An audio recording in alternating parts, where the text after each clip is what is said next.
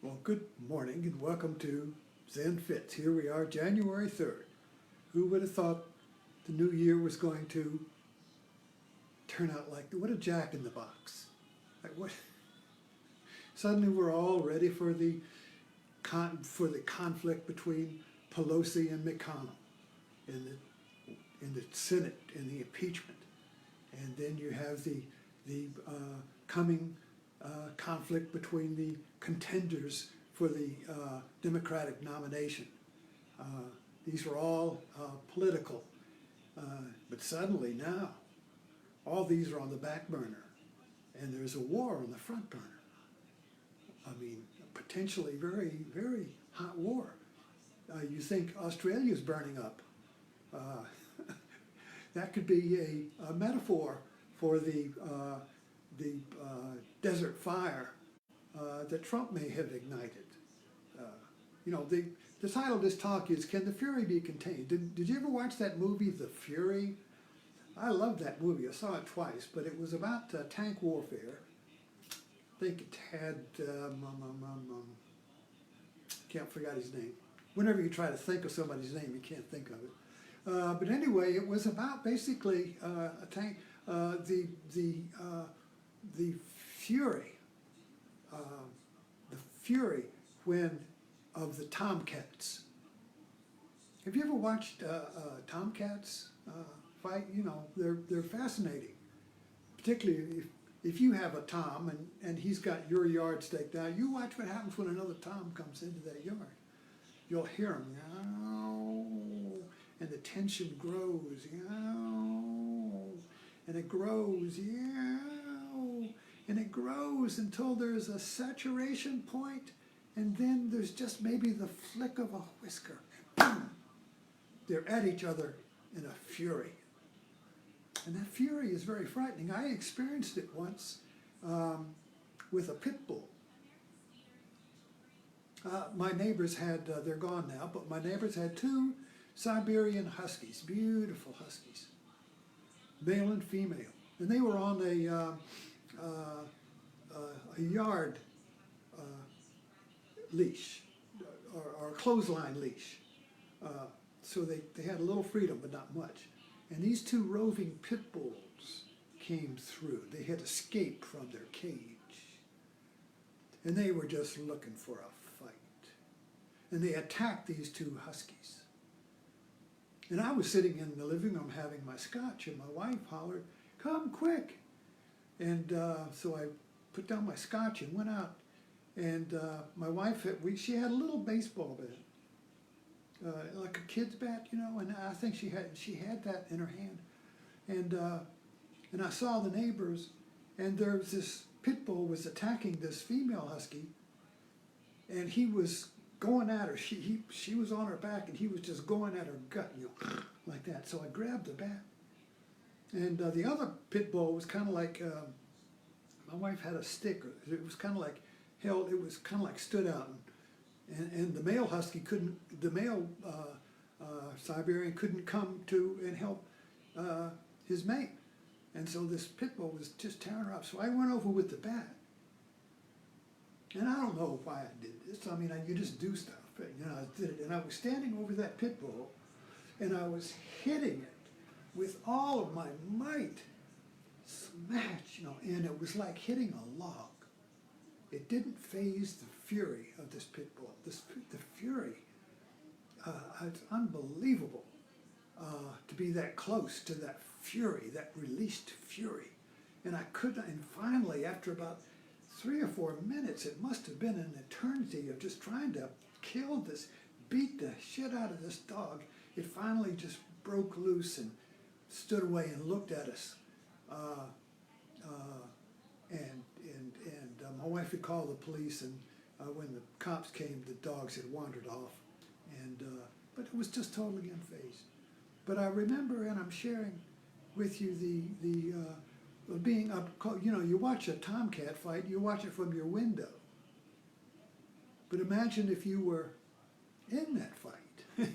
So I can just report, you know, I just remember now sharing with you, you know, when the fury is released, there's nothing, You know, it's fight to the death. I mean, it is unbelievable power when two forces are confronted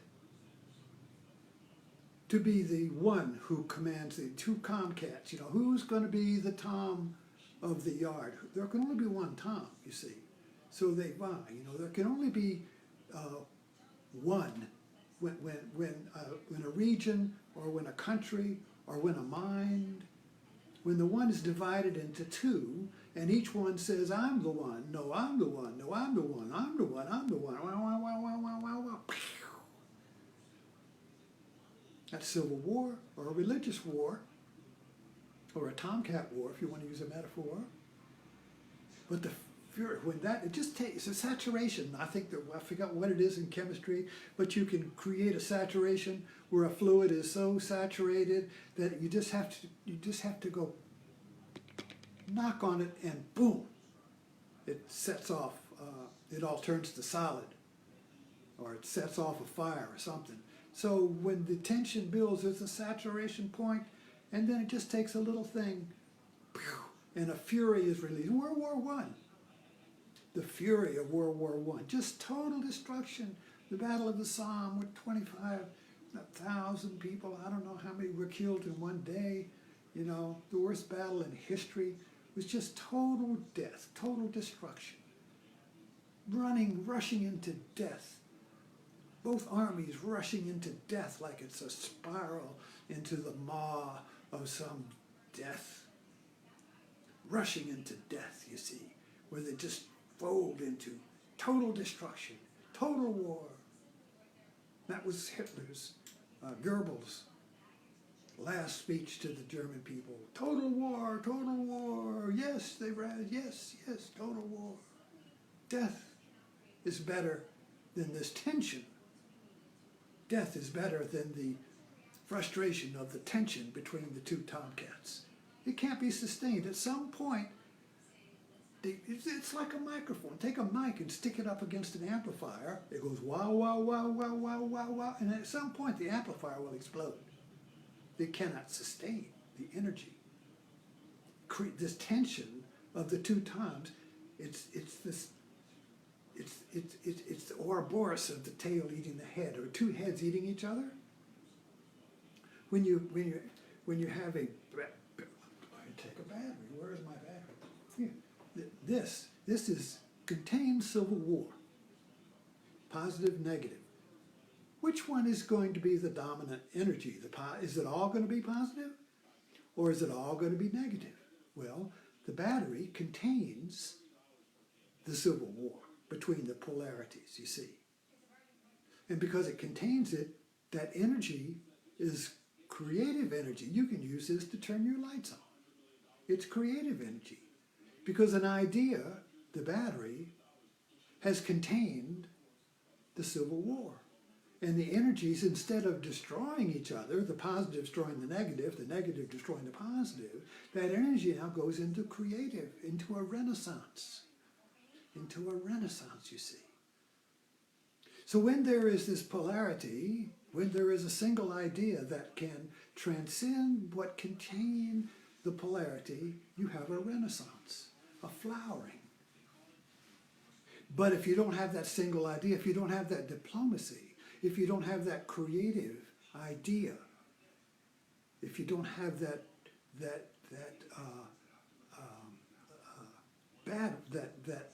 single idea that is born, that is in the middle of the Civil War, that single idea that is born out of it, you see, a Lincoln, you see, or a Mandela, or a Gandhi, you see, or Martin Luther King. You have this single idea, this vision that contains the opposites. Without that, you have total destruction. Without that, you have death. You see. So anyway, it's interesting. We're optimistic here at the beginning of 2002. Who would have thought we'd be beginning 2020 with the potential for a conflagration equivalent to the Australia burning up? You see, So the potential is there. We don't know what's going to happen. There's a great anxiety right now. There's a great fear of the unknown. What's Iran going to do? I mean, they have cyber capability. They could shut down Facebook. They could shut down Trump's Twitter. They could do a lot of stuff. We don't know. What are they going to do? They're going to do something. What is he going to do? Anyway, Trump, for the moment, has got the conversation changed from impeachment. Now we have a new ball game. So anyway, thanks for dropping in. I'll see you tomorrow.